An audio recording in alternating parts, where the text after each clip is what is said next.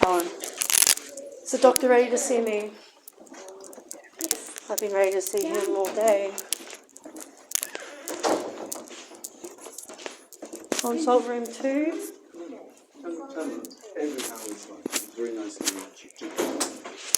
Yes, I wish I could say the same. Sorry to keep you waiting.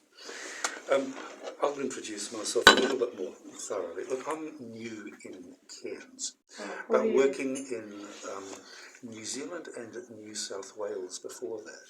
So I'm one of the older psychiatrists here. Here for a 6-month period. So that's where I fit in. So that's me. And my agenda is, apart from apologising for keeping you waiting, to see how you're doing and make some plans going forward. Are you Well, okay that's with your that? agenda. Yeah. I have my own agenda. Let's do your agenda. My agenda is a second opinion on my diagnosis and my medication. Second opinion on diagnosis and medication. Yep. I don't know if you had time to peruse my medical history. Part of the time I was keeping you waiting was reading what I gathered that. I actually have studied to be an RN for 8 years. Excellent. So I do know my way around the medical system quite you do. well. Yeah. And I'm glad I do. Otherwise, I'd probably be dead.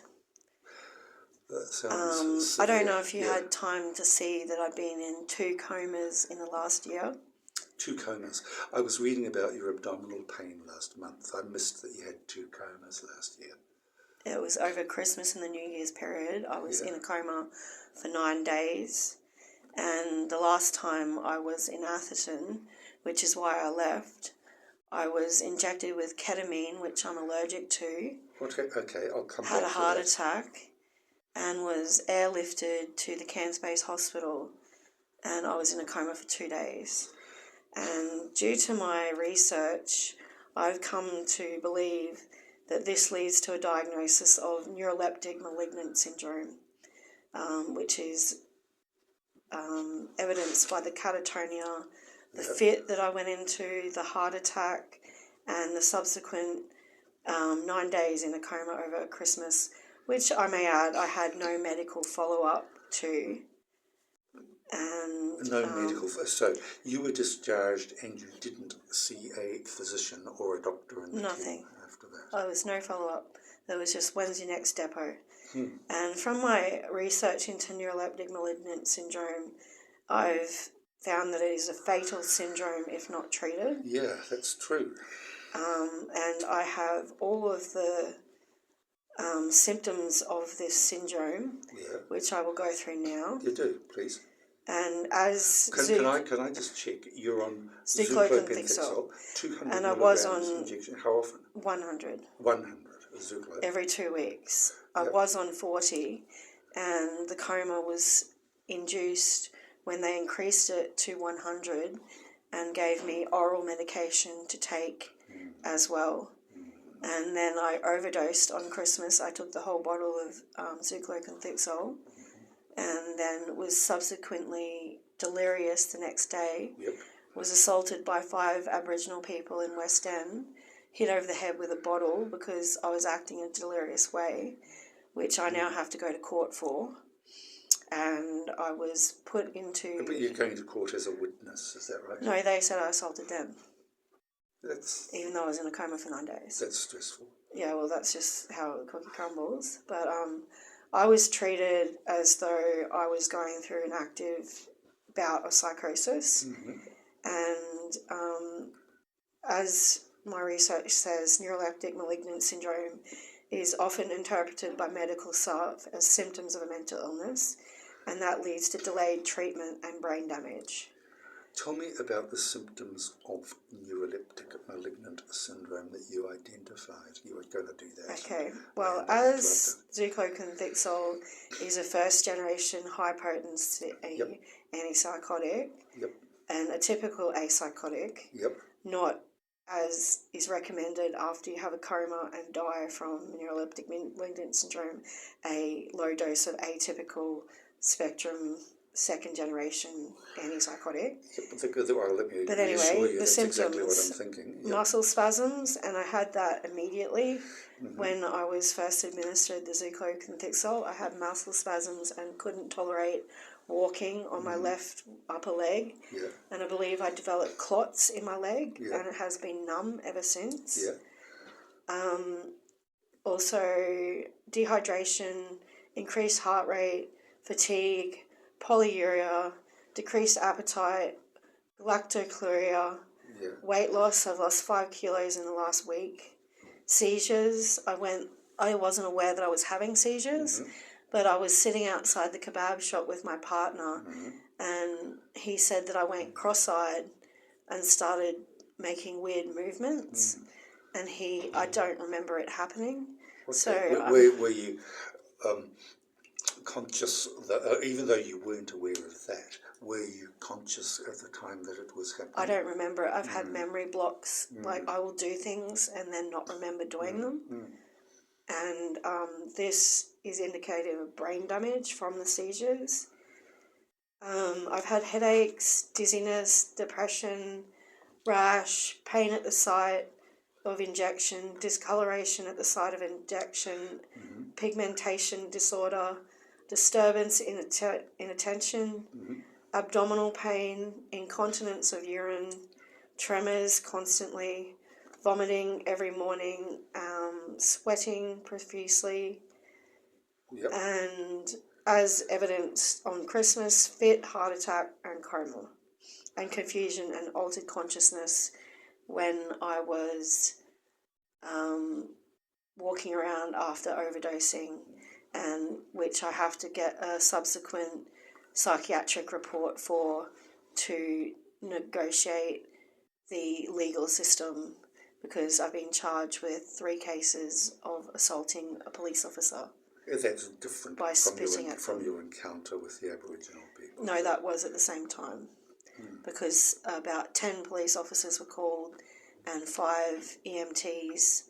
They broke my nose. Emergency medical. What does EMT stand for? Thank you. Emergency medical team. Yeah. Do you remember the date that you had the Zucloconthixol overdose? The 24th of December. And the date of all these the events from which the charges arose, was that on the same day, or was that It Christmas was the next day, Christmas Day. Okay.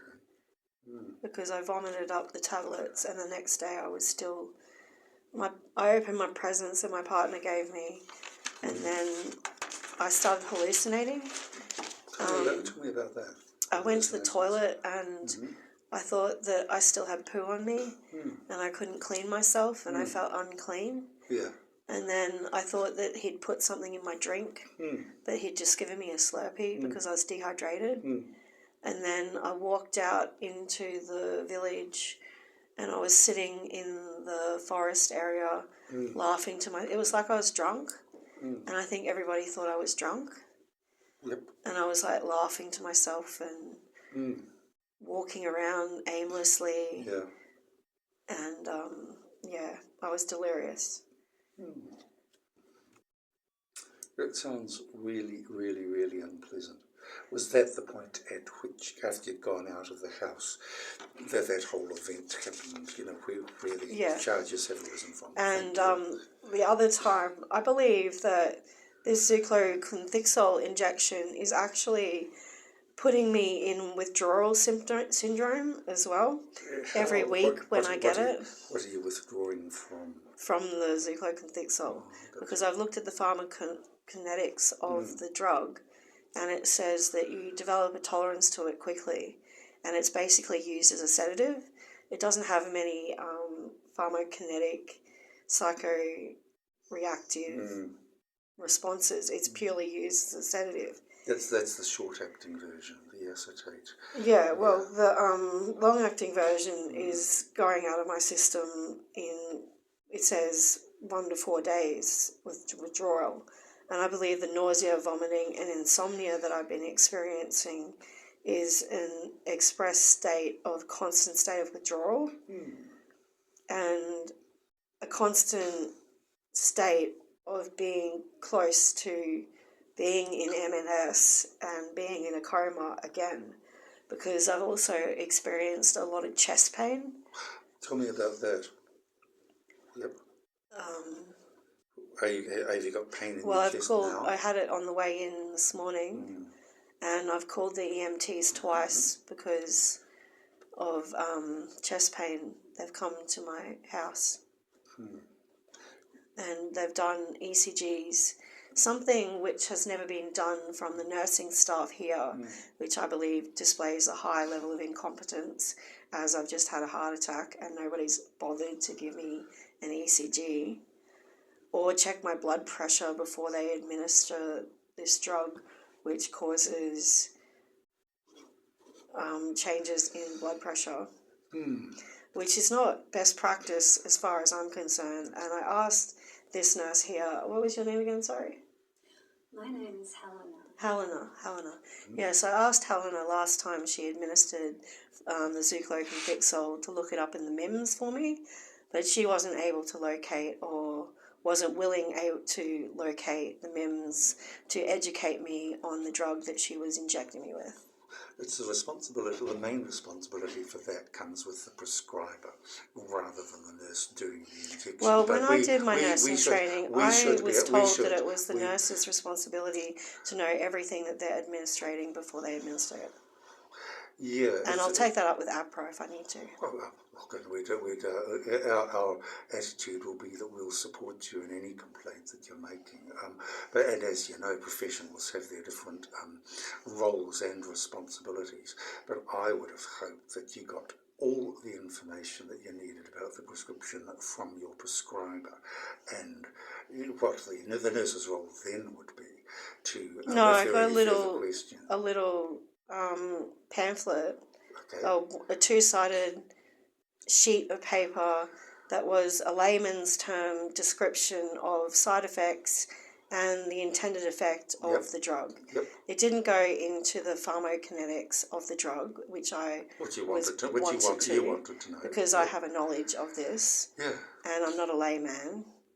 So my studies and autonomy, in fact, were ignored once again because I'm under a treatment authority. Yeah. And I believe that this thrives on an environment of uneducation, an environment of practiced misinformation, and a lack of education to and from all of the staff involved with mental health. And I'd just like to point out too, I did work for a year at the Prince Charles in mental health, and I performed open heart surgery. You performed open heart surgery? Yes. What was your role in performing open heart surgery? Well, they asked me to touch the heart, and then I passed instruments to and from the surgeon. Yeah. And I cut stitches during a cabbage. That's a coronary artery bypass graft. Well, it is indeed, Just in case you didn't know. No, I didn't know. Because we have such things in Auckland and New Zealand. Have they got the titanium hearts in Auckland yet? I doubt that they have, because, we're... I might be lining up for one of them soon. Why might you be lining up for one of them soon? Has your heart been affected by this? My heart has been affected, and I believe that my brain has been affected because I was dead on the table for 6 minutes before they revived me and got my heart beating again. So there's been no rehabilitation for my mind from the coma, and there's been no tests done such as an MRI functional brain capacity test with I want a functional MRI. Well, this is what I want. What do you want? Yep. This is what I want. This is what I believe would be best practice, which has not been happening to date. Yep. Management in the future for my case. Yep. We need to address the autonomic imbalance. Yep. I want to request a tribunal review. I request a tribunal review. That's very important. I want a subsequent antipsychotic, if it is needed, as I suspect that I actually should be diagnosed with ADHD and autism. ADHD and autism, yep.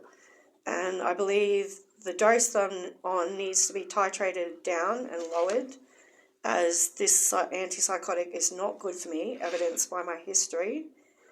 And before you were talking about an atypical antipsychotic, a later one rather than the typical one. Yes, if indeed I do even have schizoaffective disorder. Of the two options, lowering the dose of your current medication, or well, I switching looked you to it a up. newer one, I looked it up. Sorry to talk over you, but okay. I looked it up, and neuroleptic malignant syndrome is also triggered when you lower a dose. Can be, yeah. So I want to do this slowly and titrate off so I don't end up in a coma and dead again. I see. So if a switch to a different antipsychotic were to happen, you'd like there to be a tapering of the current one before the next one's initiated. Understand? Yes, because I do not want to go to hell again. Yep. I want to go up there. No, you've had an uncomfortable time over and over and over again. Yeah. And a lot of the bad times in your life have been associated with medical things and medications. And trauma. I've been raped over and over again. That's horrible. I've been raped over and over again. I was raped in the hospital. I was raped in the police station. Well, this is Christmas. Prior to Christmas, over the year that I was away. Yeah. I was taken into the ICU room at the PA by a bunch of security guards, injected with a drug, which I believe was droperidol. Yeah. And then I woke up with a sore ass and a sore pussy and shit all over my pants. So the way I have been treated is disgusting. You've been traumatized. I've been at war with the mental health system because I refuse to back down. And I refuse to be a lab rat any longer. I'm not a lab rat. As they so eloquently put it to me in the Royal when I was there about 8 years ago. Oh, she's just a lab rat. Well, I'm not just a lab rat. I'm a person just like everybody else. And everybody on an ITO or a TA or whatever name you want to label it is a person with autonomy, a person with a family, a person with feelings, and a person that belongs in the community. Yeah. So yes, this is another list of my demands. That's okay. Can I just ask you about the she's a lab rat comment? When did that happen? Where did that happen? What was the role of the person who said it? That was a nurse at the Royal Brisbane Hospital about either 15 to 8 years ago. I can't remember. I don't have a great memory. 15 to 18 or 15 to... 15 to 8. It was pre-COVID. Yeah. Pre-COVID. Yeah, a nurse at the Royal where? Alfred? Royal Brisbane. Brisbane, okay. Women's Hospital. Oh, you were not there for mental health purposes? Yes, I was. You were? Okay. Sorry, I don't know the Brisbane scene. I was in the ICU for 3 months, locked in there, because in my paperwork it says I'm an aggressive, horrible, nasty person. And that's a lovely way to justify all the horrible, nasty things that they impose upon me. Like rape in a little room by a bunch of security guards or police officers who put you in a little suicide dress with no underwear. And then come in late at night when you're asleep and do whatever they want to you. How does that sound, Helena? It sounds horrible. I'm just writing this down so I don't miss any details. Anyway, so address the autonomic imbalance, request tribunal review, subsequent antipsychotic. I'd suggest aripiprazole because I've suggested that numerous amounts of times before. And I was on it for 5 years with no hospital admissions. 5 years, no hospital admissions? Yes. Roughly what period of time was that? That was about 15 years ago. So 10 to 15 years ago. And yes, the only side effects... Your preference is aripiprazole? Is that right? Well, that's the only one I know. You know more than me about that. I just want to make sure it's outside of my scope of practice to diagnose drugs to myself. Of course. I'm just telling you what has worked for me in the past. Yes. As I have done before, and they're like, maybe we can put you on a depot of aripiprazole. And I said, no, I'm sick of coming in every 2 weeks, disrupting my regime and getting an injection in my arm. Yeah. Can I just ask, you're aware that aripiprazole does come as 3 monthly and 6 monthly injections? No, so I'm not aware of that. Okay, but thank you. Yeah, that's why I wanted to mention it. Because let's say... But I think I have demonstrated that even though I know the detrimental effects of these drugs, I still adhere to my mandated regime and come in every 2 weeks and receive my injections and am a good little girl and do what I'm told. So I would be able to take my own medication. And I don't see any reason to further take my autonomy away when I haven't demonstrated that I'm going to not look after my own health, which is what I was trying to do the entire time I was adhering to this regime, trying to do what was prescribed of me, and even though it was killing me. And also leads to my other point. Zucloconthixol has been shown to increase myoglobin levels, increasing muscle breakdown.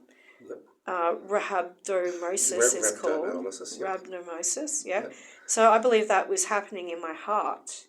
It also causes kidney damage, increased thyroid parafollicle carcinomas, increases pancreatic islet cell tumours, and mammary adenocarcinomas evidenced by increased prolactin, which I have. I have increased prolactin, and I'd like a blood test done to cover a bunch of things that I've got written here. But I've had galactochuria or whatever it's called since I was 17. So I believe that I have tumours in my breasts which haven't been diagnosed. The tumours that cause galactorrhea are usually in the pituitary gland. Also believe I have a brain tumour because I had an MRI done about 8 years ago and they found a subcortical space, a small space that they couldn't account for. And they're like, oh, don't worry about it. But I believe that it's been causing the memory loss and it could be a signifier for a lot of my disturbed behaviour. And that could be, see, I can't remember words and stuff like that. I have to think around them like a thesaurus and structure new neural pathways to gather my thoughts as I speak. And it's very, very exhausting. I can imagine. Because you talked before about ADHD and forgetfulness. You know, lots of things can cause forgetfulness, but that can... So, yes, fMRI, blood tests, MRI, a blood test. I want a full blood test. I want renal function checks. Pancreatic function, if there is a pancreatic function test. There is. RBC. Right, red blood cells, yes. WBC. White blood cells, HCG. Yeah, HCG is for pregnancy. Are you worried? It's also indicated in stomach tumours. Yes, that's right. Another chorionic tumours. That's right. So that's the reason you're wanting it. STD, blood potassium, and prolactin. And I don't know if there's any test you can do for Lewy body dementia, but I've sustained a lot of concussions in the past year due to head injuries. Lewy body dementia tends to be not a developmental thing. It happens later on in life and associated with Parkinson's. I don't know if you've read much information about footballers who sustained constant concussions. There's a lot of developing dementia as young as 40. Dementia pugilist. So I don't. That's the one I need to check for as well. So I've got a whole host of medical complications, none of which have been addressed. Have you had an MRI scan in the past of your body? Yes. How long ago? About 10 years ago. Okay. I paid $400 for it because they diagnosed me with bipolar disorder. And I went, no, this is bullshit. I don't have bipolar disorder. And then I Googled it and found out that there is now a test you can do to find the structural abnormalities associated with bipolar disorder using an MRI and discount or credit bipolar diagnosis with MRIs. So I paid the $400, got the MRI. They said that there was no structural abnormalities indicated of bipolar disorder, and the bipolar disorder diagnosis was just conveniently forgotten and never mentioned again. Yeah, the state of the science at the moment is that you can't rule in or rule out the diagnosis with an MRI scan. But there are certain things that if present... When was the last time you researched that? No, what I'm talking about is our Diagnostic and Statistical Manuals in ICD-10. Europe and North America, the manuals. When was that last checked?